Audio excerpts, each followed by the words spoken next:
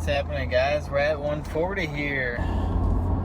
Just going on a little cheat meal run.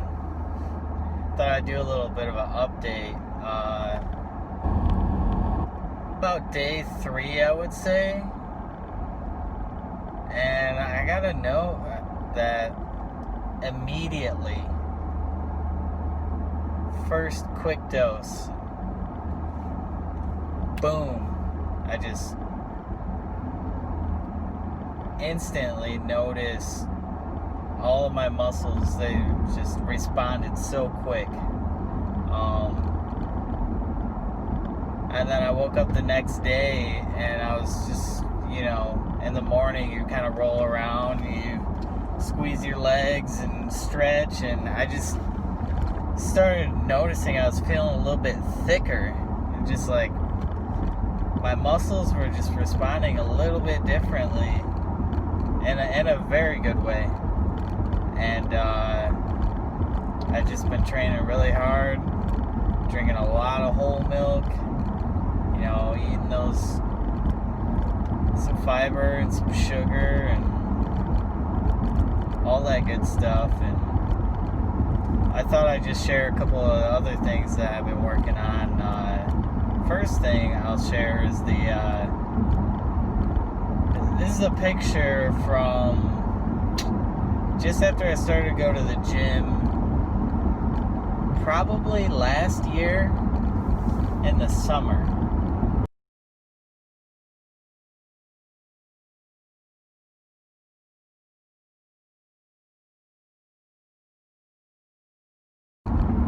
And I had no idea what I was doing posing wise or even lifting wise, really. I would just drop the weight and push it up and drop the weight and push it up. And posing, you just kind of like, you go, Well, now things are a little different, because I've been really studying and working at it every single day. And I was still studying, working at it every single day back then, but it just, it takes time to, make these distinctions and these little things, and put it all together and be able to have the posing and the lifting and the training and, the diet. And once you get it all working together and it just like comes together, and it's starting to come together. And that was one of the main reasons why I was thinking about doing this experiment was, man, I just feel like I'm ready. I just feel like I'm ready,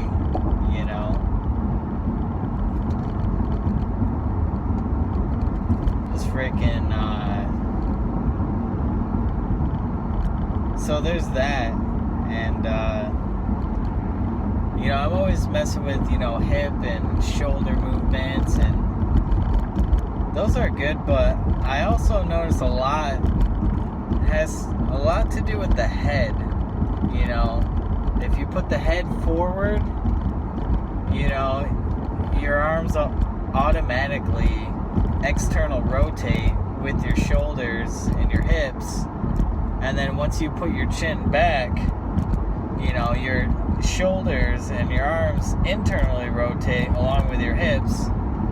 And a lot of the stuff I was doing in the beginning, I had no idea what I was doing. I was like squeezing my butt and then internally rotating my shoulders, and just this whole like not congruent at all,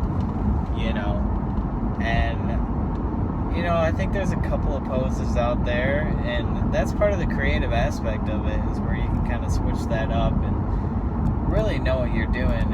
And you look at guys like Mike O'Hearn, and they've been playing with it for decades, and just you watch them and they're just masters,